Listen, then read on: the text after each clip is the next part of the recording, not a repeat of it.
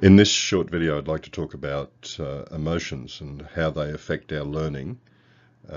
And as will become obvious a little later in the presentation, I've subtitled it, "What Would Milhouse Do?" It's important for us to realise that how we feel about ourselves, the subject, our class, the teacher, is more important than what we think about them in terms of what we do in the classroom. How we feel determines how much we learn and how well we learn it. Because most of our behaviour is emotionally driven. It's controlled by the limbic system in the brain, which is responsible for our emotions, and that's reasonably separate from the cortex, which is where we do our thinking. Most human behaviour is motivated by the limbic system, by what we feel like doing rather than what we think we should do. So what I'd like to start with is a brief introduction to the human emotional system, answering these sort of questions. How do we feel what we feel? Why do we do what we do? And hopefully get to the point of saying what this has got to do with our learning. So we can think of our emotional systems.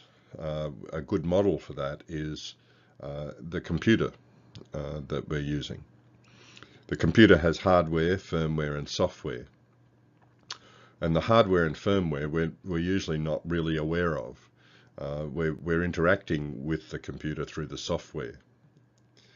We have hardware in our emotional system. That's our neurons, our nerves, our muscles, the hormones, all of the biology of how we learn things, understand things, even become aware of things around us. Above that physical level is the firmware that we're not really conscious of in our emotional lives.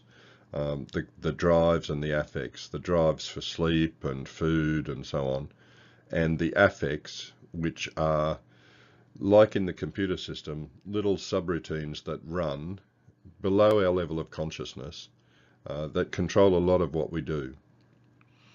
And then above that we have our software, our life experience, our learning, our conditioning, how we've learned to deal with things over the years that we've been alive.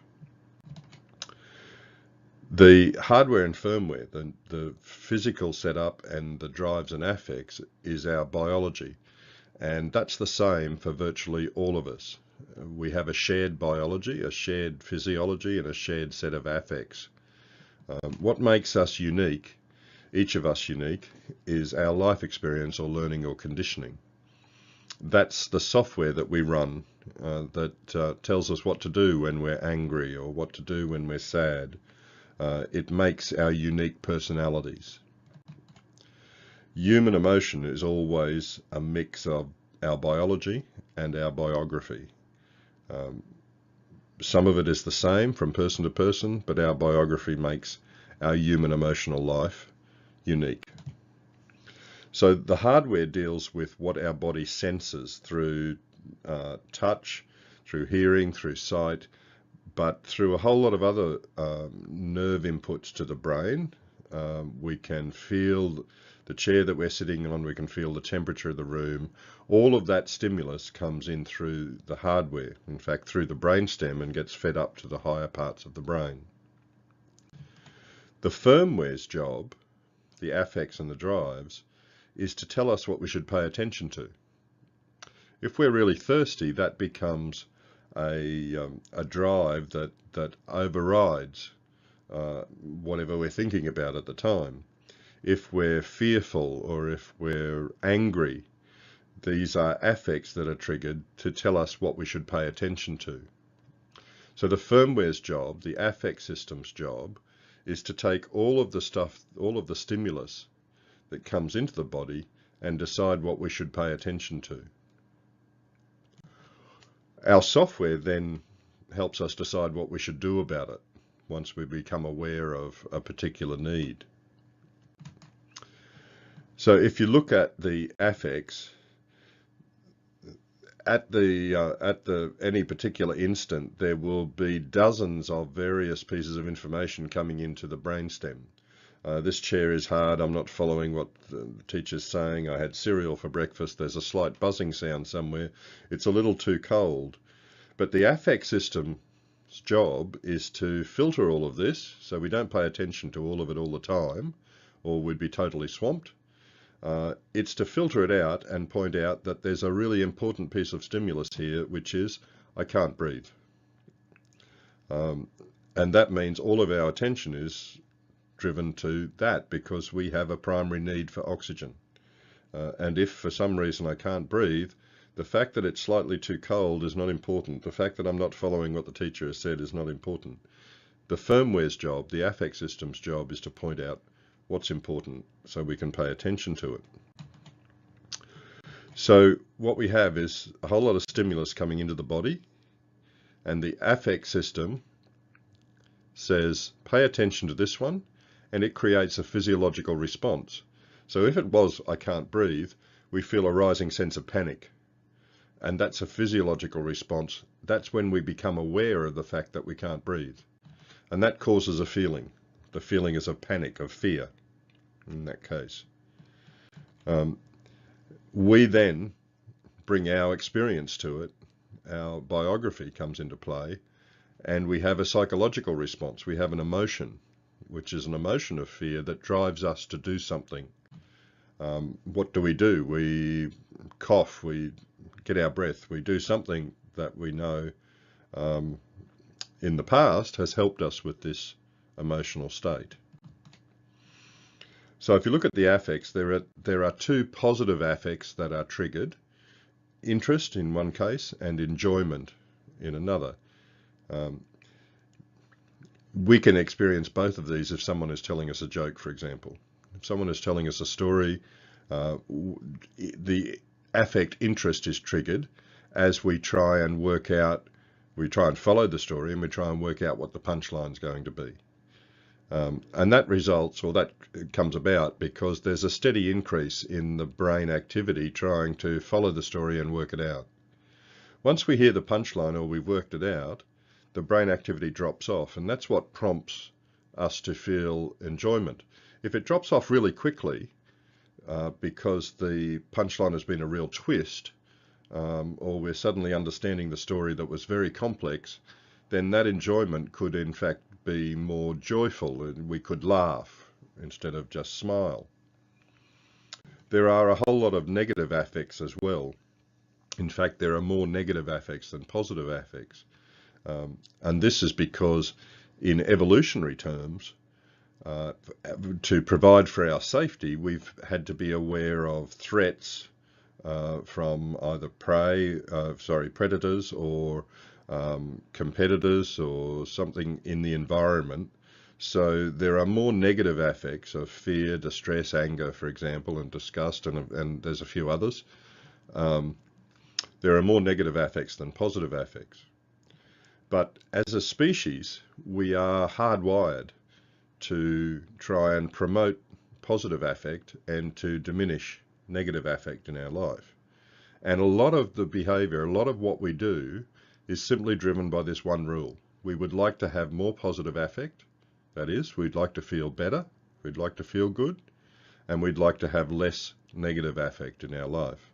So a lot of the things we do in talking to friends and getting together with people, we're seeking interest and enjoyment.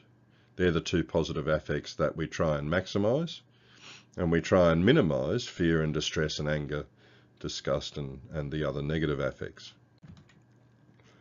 So this is what happens when we learn something. When you're sitting in class, or you're reading a book, or you're watching a video, and you're trying to learn something, there's interest. Interest because anything new that we're encountering will prompt the affect interest. We haven't heard it before, we don't quite understand it yet, we're trying to work it out. The level of brain firing, the firing of the neurons increases, and that's the affect interest, and it's a pleasurable affect, and it causes pleasurable emotions. When we understand it, when we find that we understand something, or when we've finally grasped it, then enjoyment is triggered. So a good learning episode is interest being triggered, and then enjoyment when we understand it. Interest in a new topic, and then enjoyment when we understand it, and so on through a lesson. These make us feel good. Interest and enjoyment make us feel good and encourage us to continue because we want to have more positive affect. But what happens if we don't understand it? What happens if we get something wrong? If the teacher calls on you and you don't know the answer, then you can't get the enjoyment affect. So if something interrupts our interest or enjoyment, we experience a physiological response. Another affect is triggered that lets us know the positive affects have been interrupted. This physiological response is common to everybody. Okay?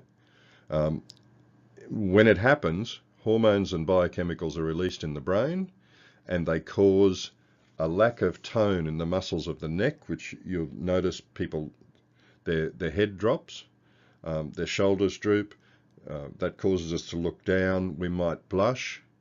But the critical thing in terms of learning is that when this affect is triggered, when there's impeded interest or enjoyment, our cognitive part of the brain is momentarily in shock. It's fried. Right at the moment when you're disappointed that you can't understand something or you got the answer wrong, your thinking apparatus is actually unable to work in that moment. It's just a momentary thing, but you can see it on somebody's face when they get the wrong answer, or they've said something that they think, oh, I look foolish for saying that, or people are going to think I'm stupid. That's an impediment to interest and enjoyment, and this physiological response happens in everybody at that time. Now, the affect that's triggered is called shame, but it's not the emotion of shame. It's the affect level, which is below that, below consciousness. It's a physiological response. The best example of it is Homer's dolt. It's just something's gone wrong. It's a physiological response. It's not the same as feeling ashamed, because I've done nothing to be ashamed of. I can have this response and I've done nothing wrong. It's a physiological response.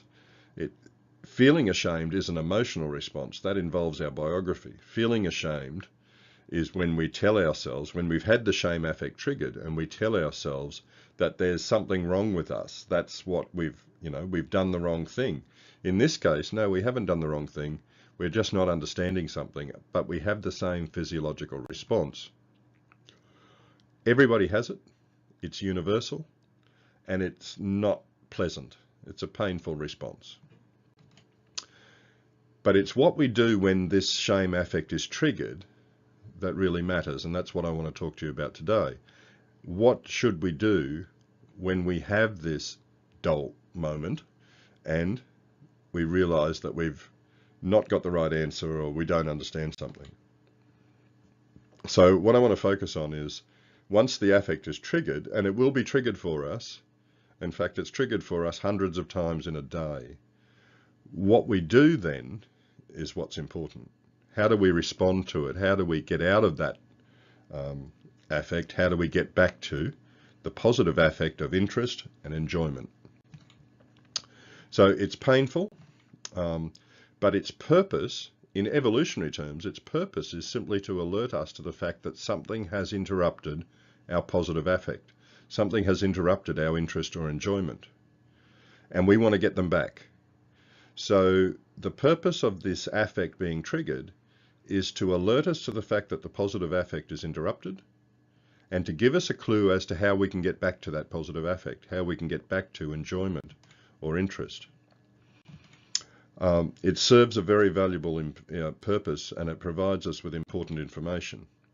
What we do with the information is up to us and our biography, how we've learned to deal with this over years. And we may have learned to deal with this badly. The mature, the helpful response, when you feel that shame affect, that deflation, that dull period, the mature response is to take a breath, let the physiological response pass, because remember, in that instant, you can't think clearly. So you've got to step back, take a breath, relax, and then ask yourself, what could I do differently so that I might better understand? Okay, I'm not understanding something. It's triggered the unpleasant feeling. Now, what I need to do is think, okay, how can I get out of this situation? What can I do differently that would help me to understand? Okay, could I think it over? Could I ask a question? Could I consult an example? Could I Google it? Could I ask somebody for help? What do I need to do to get back to interest and enjoyment?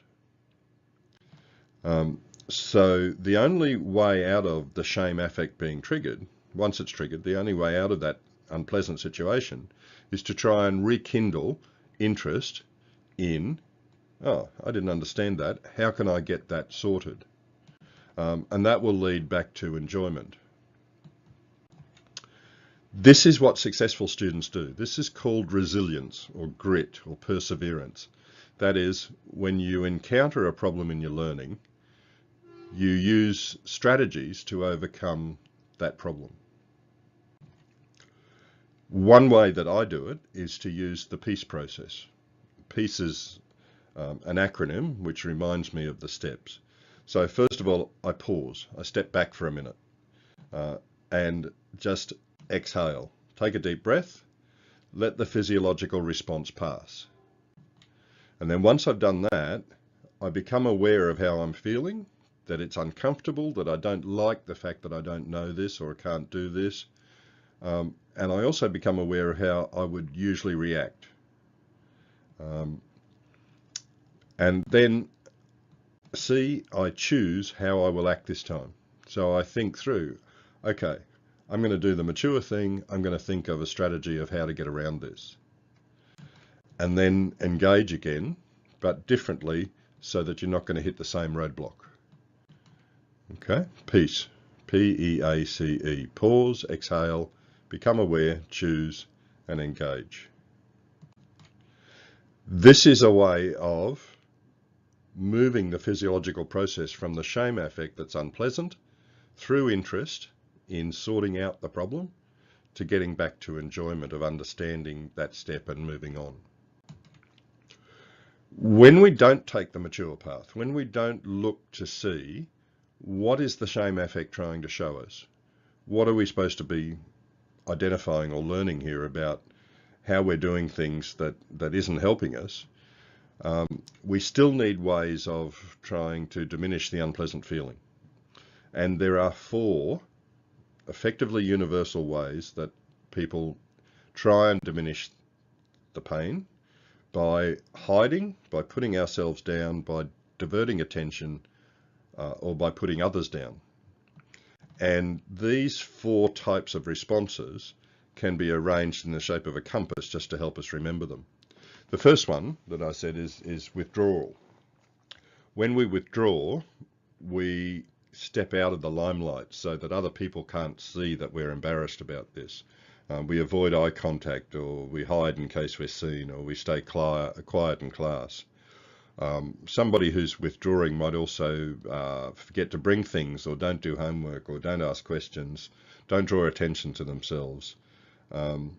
In extreme cases, they might stay away from school or simply don't try, because if you don't try, you can't fail, so you can't experience this really negative feeling of shame affect being triggered. But it doesn't help us in the long run. If we don't withdraw, we might attack ourselves. We might put ourselves down or trash talk ourselves. We might say, oh, you know, I'm never going to get this. Simply